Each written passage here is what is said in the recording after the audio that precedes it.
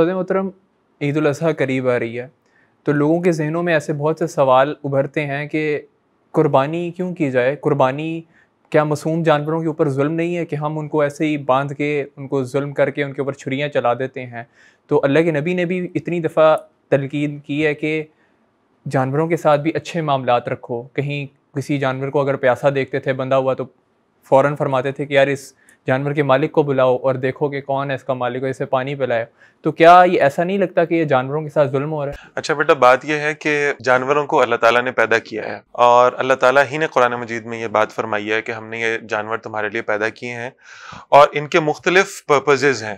اللہ تعالیٰ نے بعض جانوروں کو سواری کے لیے پیدا فرمایا ہے، بعض کو اللہ تعالیٰ نے اس لیے پیدا فرمایا ہے کہ ان سے تم دودھ اور غذا حاصل کر سکو، بعض کا اللہ تعالیٰ نے یہ معاملہ رکھا کہ ان کے چمڑے کو تم استعمال کرتے ہو سردی کے موسم کی شدت سے بچنے کے لیے، اور بعض جانور اللہ تعالیٰ نے ایسے بنائے کہ جن کو اللہ تعالیٰ نے تمہارے لیے غذا بنایا، یعنی ان کو ذبح کرو اسلام کے طریقے کے مطابق اور پھر ان کو استعمال کر لو.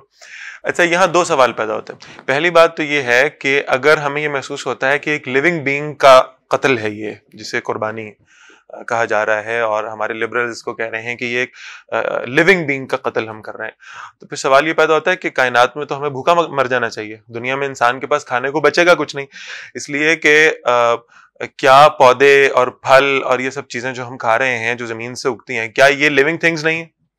نمبر 1. تو اس طرح تو ہم ایک پھل کا بھی قتل عام کرتے ہیں.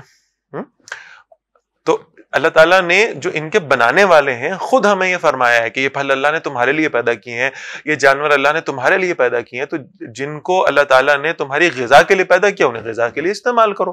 اچھا، فرض کیجئے کہ یہ ظلم ہوتا، تو یہ بات ذہن میں رکھنے کی ہے کہ ظلم کسی شے کو مٹانے کے لیے ہوا کرتا ہے. جن چیزوں کے ذبح کرنے کی اور کھانے کی اجازت اللہ تعالیٰ نے دی ہے ان کی تو سپیشیز آج تک ختم ہو جانی چاہیے تھی. مسلمان ان کو ذبح کر رہے ہیں، کھا رہے ہیں. آپ ذرا گوگل کیجئے، آپ کو معلوم ہوگا کہ ان کی سپیشیز تو روز بروز بڑھتی جا رہی ہیں. لوگ نئے مسلمان ہو رہے ہیں، قربانیاں کرنے کا رجحان بڑھ رہا ہے، حلال رزق کھانے والے لوگ بڑھ رہے ہیں، لہٰذا سپیشیز کم ہونی چاہیے تھی ان جانوروں کی جنہیں عام طور پر مسلمان ذبح کرتے ہیں.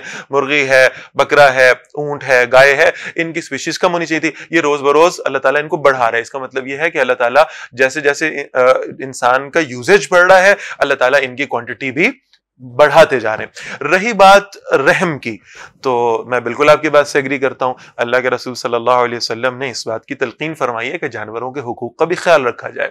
اور اللہ کے رسول صلی اللہ علیہ وسلم نے ایک اونٹنی کو دیکھا، بعض اور جانوروں کی مثالیں احادیث مبارکہ میں آتی ہیں. کسی پر وزن زیادہ لادا ہوا تھا تو آپ علیہ السلام نے اس کے مالک کو حکم دیا کہ تم اس پہ وزن کم لادا کرو.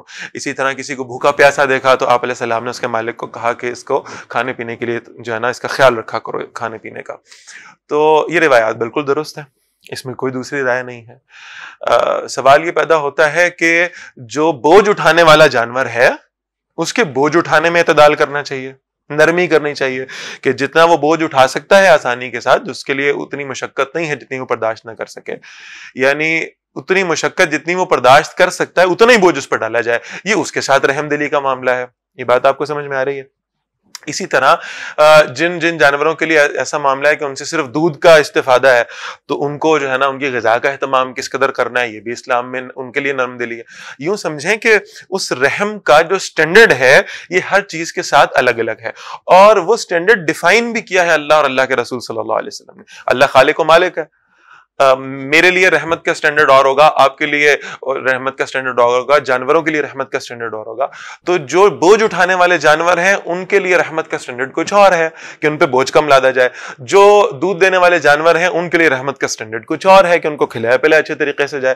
اور جہاں تک قربانی کے جانور کی بات ہے تو اس کے لیے رحمت کا سٹینڈرڈ کچھ اور ہے، اور وہ سٹینڈرڈ دیا ہے اللہ کے رسول نے صلی اللہ علیہ وسلم. میں نے پہلی بات یہ کی کہ اللہ تعالیٰ نے اس کو پیدا ہی اس لیے کیا ہے کہ یہ انسانوں کی غذا بن سکے، اسی لیے اللہ نے اس کو پیدا فرمایا. ہاں اس کے ساتھ رحم دلی ہوگی. اب اس رحم دلی کا یہ مطلب نہیں ہے کہ آپ ان کو ذبح کرنا چھوڑ دیں. رحم دلی کا مطلب یہ ہے کہ آپ انہیں جب ذبح کریں، اللہ کے رسول صلی اللہ علیہ وسلم نے تلقین فرمائی ہے کہ چھری کو تیز کر کے ذبح کرو تاکہ اس کو کم تکلیف ہو. پھر آپ علیہ السلام نے تلقین فرمائی ہے کہ ایک جانور کو دوسرے جانور کے سامنے ذبح نہ کیا کرو تاکہ اس سے تکلیف نہ. وہاں رحم دلی کا سٹینڈرڈ یہ ہے.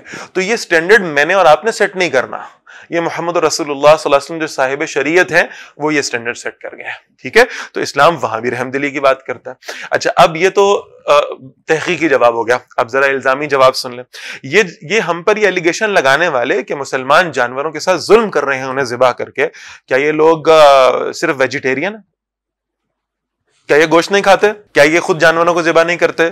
آپ جتنے غیر مسلم لے لیں, آپ جتنے لبرلز لے لیں, کیا یہ اپنی روزمرہ کی روٹین کے اندر میٹ کا استعمال نہیں کرتے؟ بالکل کرتے ہیں. اچھا, فرق صرف کیا ہے؟ فرق یہ ہے کہ ہم اللہ کے حکم کے مطابق اس کو ذبح کر رہے ہوتے ہیں, ذبح کر کے کلمہ پڑھ کے پھر اس کو جو ہے نا وہ استعمال کرتے ہیں. یہ لوگ جو مشینی ذبیحہ ہے اس کو استعمال کرتے ہیں. اب وہاں کیا ہو رہا ہے, جتنا پیکنگ میں گوشت آ رہا ہوتا ہے وہاں پہ ملٹی نیشنل کمپنیز ہیں اور وہاں ایک ٹرے لگی ہوئی ہے اور اس کے ساتھ ایک سٹریم میں ایک بیلٹ کے اوپر وہ جانور آتے جا رہے ہیں, ایک چھری لگی ہوئی ہے, وہ ان کو کاٹتا جا رہا ہے اور جانور آگے جاتے جا رہے ہیں. اچھا, کام وہی ہو رہا ہے. بلکہ میں یہ عرض کرتا ہوں کہ اللہ تعالیٰ نے اسلام میں جو سٹینڈرڈ سیٹ کیا وہ زیادہ بہتر ہے. آج سائنس اس بات کو مان چکی ہے کہ اگر آپ جانور کو ذبح کریں اور ذبح کرنے کا طریقہ بالکل وہی ہو جو رسول اللہ نے بتایا صلی اللہ علیہ وسلم, تو اس میں اس کو تکلیف کم سے کم تر ہوتی. اس کے برعکس مشین میں اگر ذبح کیا جائے اور وہ ایک جھٹکے ہی میں اس کی گردن اتار کے پھینک دی جائے تو اس سے اس کو تکلیف زیادہ ہوتی ہے. تو مجھے بتائیں رحم کا دین کون سا ہوا؟ اور ہم کن لوگوں کے لیے پریشان ہیں؟ میری ینگ جنریشن کن لوگوں کو جواب دینے کے لیے پریشان ہو رہی ہے جنہوں نے پوری دنیا کے اندر بمباریاں کر کے اور جنگیں لگا کے اور ہیروشیما اور ناگاساکی پہ بمباری کر کے افغانستان اور عراق کا حلیہ بگاڑ کے لوگوں کو قتل کیا ہے, وہ آج ہمیں یہ بتائیں گے کہ جانوروں کو ذبح کرنا ظلم ہے. ذرا ان سے یہ تو پوچھئے نا کہ انسانوں کے ساتھ ان کا سلوک کیسا ہے. تو یہ ہو نہیں سکتا کہ اللہ اور اللہ کے رسول صلی اللہ علیہ وسلم کا کوئی حکم ہو اور اس میں کوئی ظلم کی بات ہو, اس میں کوئی رحم کے خلاف بات ہو. ایسا ممکن نہیں ہے.